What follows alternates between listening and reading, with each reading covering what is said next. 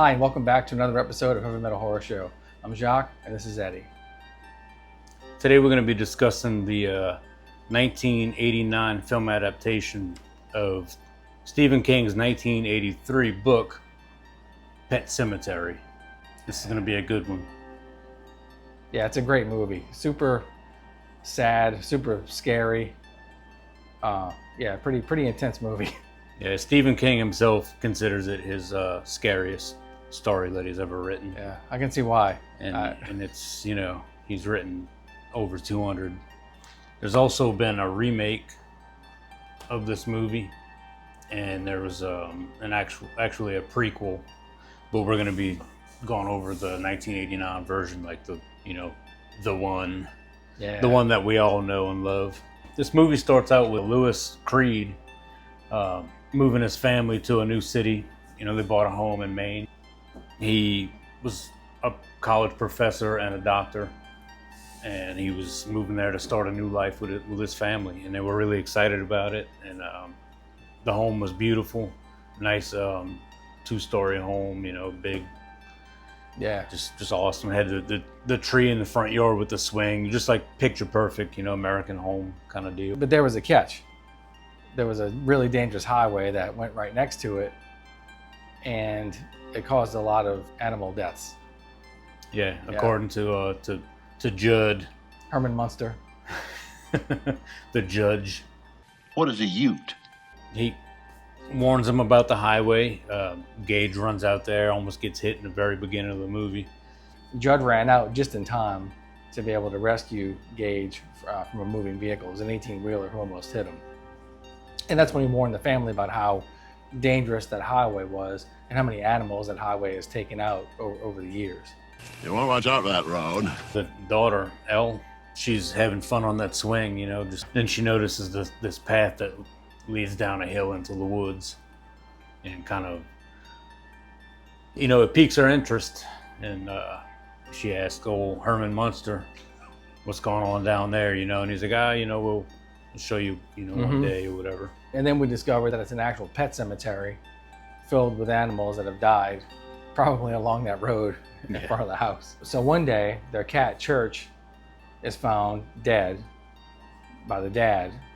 And, it's just lying in the front yard. And the dad is upset, naturally, wanting to know, what do I do? And the rest of the family was out of town. Yeah. And he's responsible. He's supposed to be watching the cat. Yeah. He promised his daughter that nothing would happen to the cat. He did. So he was probably in a panic, to a certain degree. What am I going to do now? And then Judd appears and he says, I think I have a solution. Well, the dad was all ears, naturally.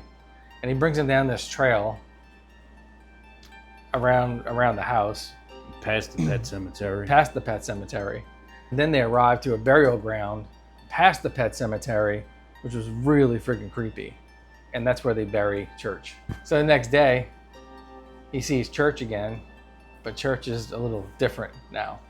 It's a demon. That was a demon in that cat. It was mad as hell. Church came back to life, and Lewis was a little blown away, to say the least. He didn't know what to really make of it. On day one of Lewis's job, as soon as he gets to the school, people start panicking, and a bunch of kids are running, and they're all carrying this guy that got hit by a car, and that was Lewis's introduction. His first day is to, to deal with somebody that he knew in his heart wasn't going to make it. I don't really know what that had to do with the rest of the movie. He shows up throughout the movie, and he's like trying to convince Lewis to stay away from that burial ground. Lewis just doesn't take his advice. It always felt to me in this movie like you didn't know exactly what was going on with like why things were happening. You just it was kind of like a poltergeist kind of thing. It was where like the house was built on top of a burial ground. Yep. And this was like you're tampering with the burial ground, and there's no more, like, if sounds like there's no more lore behind it, you know, based on what the movie gives you. Right. Right. But it goes way beyond that. There's actual like an evil spirit that's making all this stuff happen, and it's the Wendigo.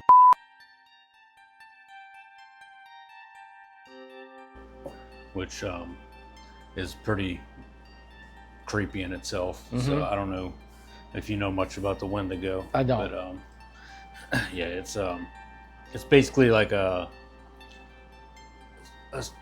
it's a cannibalistic spirit that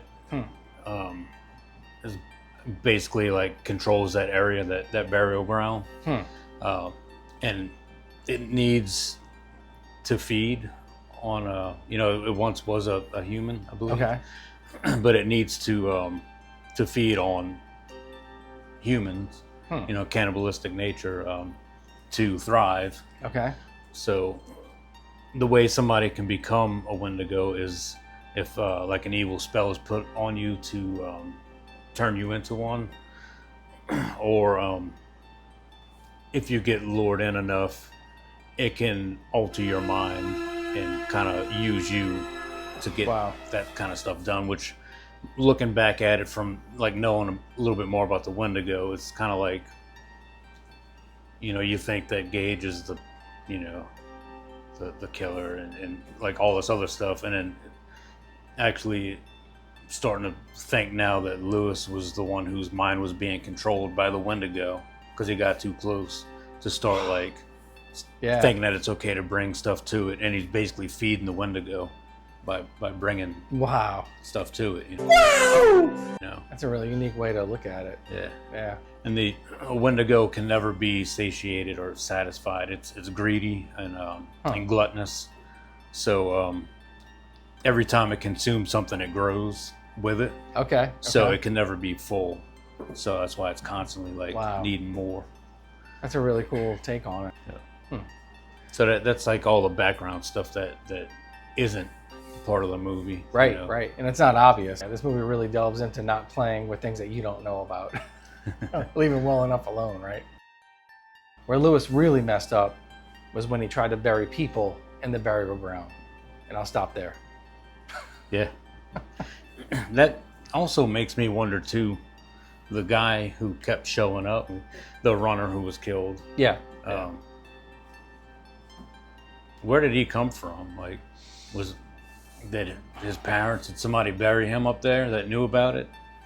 But I don't know. I wasn't apparently not, because he was a good spirit. Yeah. He was trying to keep people away. I mean, if you know who that, who the runner was, how he became the spirit that he was, why he was trying to keep Lewis away from the burial site and the Wendigo, like why was he a good spirit? If you know any of that, just let us know. Yeah. Drop it in the comments. You know, start a conversation, because that's something that I couldn't, you know, really find anything on. A lot of this movie is based on real things that happened to Stephen King. In the late 1970s, he got invited to his alma mater in Maine to a house where he stayed to write. And when he was there, his cat died from getting hit by a car on the road next to the house. And they actually had a pet cemetery there too that was labeled Pet Sematary. And spelled wrong. It was spelled wrong? Yeah, it was spelled the way that he spells it, you know. Really? On the novel and in the movie. Yeah. That's so cool. He spells it with an S and a couple other wrong letters. And, yeah. Huh. Okay. Yeah. I thought that was something that he made up. That's pretty cool. Nah, no, it was from the actual pet cemetery that he saw with the sign that was misspelled. And rest in peace, poor Smuckers the cat. I'm not gonna make a joke about him turning into jelly. God. Stephen King's son, who was almost 2 years old, also almost got hit by a vehicle in the road. Damn. So, yeah. Speaking of inviting people to things that inspired some awesome history to be made, Stephen King is a big Ramones fan, and he actually invited them to his home at some point. And while they were there, he gave Dee Dee Ramone a copy of Pet Sematary. and basically, I guess Dee Dee, it said like within an hour, but I don't know if the timeline was screwed up. But anyway, Dee Dee Ramone took that, and it says like within an hour had written the song Pet Sematary that is used in Pet Sematary during the credits. Within an hour. Yeah. Wow. So Pretty cool. yeah, so Stephen King being inspired the Ramones. Yeah.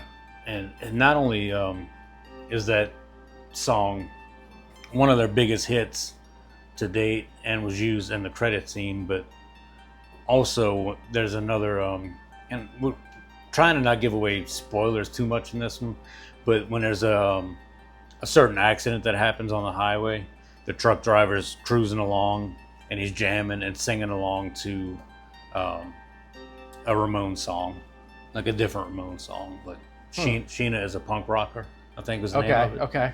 Yeah, so the truck driver's just cruising along and not paying attention and hauling ass down the highway singing Sheena is a Punk Rocker by the Ramones. So Wow. there's 2 Ramone songs in Pet Sematary. Huh. So That's pretty cool. So Stephen King was so disturbed by this script, he didn't even want to give it to his wife Tabby to read. So he didn't even give her the draft. Instead, he put it in a drawer in his desk, and then he went on to focus on Christine, which he really liked, which was the last episode that we did. So that's how upsetting it was to Stephen King, the script. Wow. He didn't even let his wife read the draft for it. damn. Yeah. And like we said earlier, I mean, he said himself that this is his scariest story that he's ever written. Yeah. So I guess he meant it. Did you know that Stephen King was also scared of darkness, death, confined spaces, clowns, spiders, and the number 13? Really? That's like basically a list of his biggest fears. Wow. So he faced all his fears through writing, huh? Yeah, apparently so. Wow. Which kind of takes us on a little detour ride a little bit. I always thought that was kind of interesting. Not just Stephen King, but how people can do that. Like they can take their life experiences and create something out of it, whether it be a song or a book, Mhm. a movie, whatever. But it's like these little pieces of their life inspired this, and they managed to remove themselves from it somehow and make a story out of it. Like, Yeah. Look at it objectively, sort of. Like, Yeah. Yeah. like a lot of Pearl Jam songs are like kind of like that. Like, Right. and yeah. There's like the 3 songs that Pearl Jam put out that's like all connected. It's like Alive, Oceans, and maybe Footsteps. Have to look that up, but all 3 of those songs are about the same. It's like a full story in those songs, but I just always kind of thought it was cool, like Yeah. to be that creative and pull yourself out of it. You Yeah. know, I don't. It's pretty awesome. Yeah. You could take something that would have been concealed forever out of fear, but just put it out there as a Yeah. way to conquer it. Yeah. It's pretty awesome. So Stephen King also loves the area where he filmed Pet Sematary, because this same area, this fictional town, is where they filmed Cujo, Needful Things, and the movie It as well. So he's Nice. yeah. So I thought that was pretty cool. Little nugget, Yeah. Yeah, it's pretty cool how he incorporates his hometown and everything too. Yeah. Like maybe not so much his hometown, but his home state of Maine. Yeah. Most of his stories seem to take place, whether it's fictional towns or not. It's always like in Maine somewhere. Yeah. And beautiful land, Oh, God, from yeah. watching these movies and stuff. Yeah, very nice area. Another fun fact, in 2017, the house in the movie Pet Sematary actually went up for sale for $255,000. Damn. And suddenly the listing wasn't there, and no one knows if it got sold or if it just got taken off the market because people were just too freaked out to buy it. Wow. Yeah. I'd buy it. I'd love to have it. Yeah. It'd be pretty sweet. Yeah. Especially at that price, Oh, you know? it would be like $10 million right now, probably. Yeah. We'd definitely have to put up a big old fence, you know, Yeah. a couple of feet away from the highway, Oh God. you know. Yeah. Keep all my cats alive. I don't have cats. Zelda. Let's talk about it. Zelda, Yeah. the game.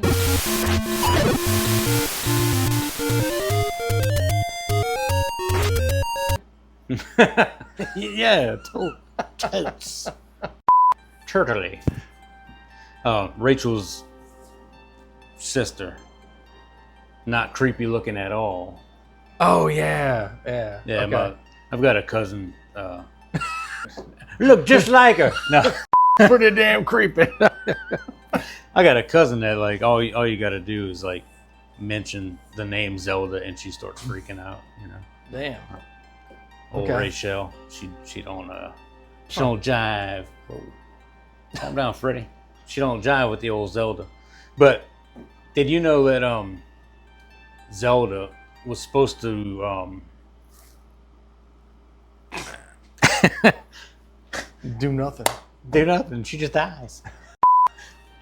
Did you know that Zelda was supposed to depict a 13-year-old girl who was dying or stricken with spinal meningitis? Wow, I did not know that. Yeah, and it kind of makes sense in a way. Like I always knew that was Rachel's sister in the movie, Mm-hmm. but I never put two and two together that like it wasn't an old lady because it looked like an old lady. Right. But reading now after digging into this that it's supposed to be a 13-year-old, it's like, what the hell were y'all doing? Like, Yeah. you know, it Yeah. doesn't look anything like a well, I don't know anybody with spinal meningitis, but Yeah, but still in the face, like she doesn't look like yeah, a 13-year-old. and Zelda was actually played by a man named Adam. That was a dude. Yeah, that was a dude, man. Wow. Okay. Yeah.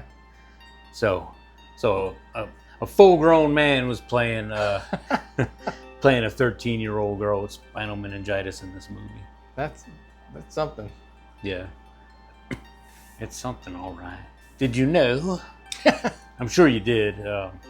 Most people know that, or I guess everybody should know. No, sorry. Did you know, which most people should know this, that Stephen King has a cameo in this movie?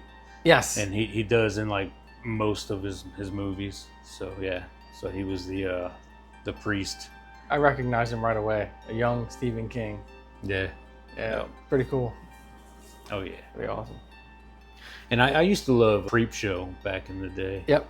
You know, and I didn't know who he was back then, you know, but he was in Mm-hmm. he was in some of those too. So there's a quote in the book that reads, "Sometimes, Lewis, dead is better." And that's something that Stephen King says haunts him to this day. You know, someone saying dead is better. I guess it's hard to comprehend the depths of evil that were inside of the beings that came back from the burial ground. But to say, you know, being dead is better says a lot about like the state that those people were in, you know, Yeah. when they came back. The Wendigo. Yeah, the Wendigo. Yeah. Wendigo. I don't know what you would call them. Yeah. Wendigo children. Wendigo children. No. Wendigo children. I wonder if that inspired Pussifer's Indigo Children song. Maybe. Maybe not. Who knows? Who knows? Yeah. Hey Maynard, Karina, any of y'all, if you know what inspired you to write that song, let us know. Bet you can't tell us. He ain't gonna tell us.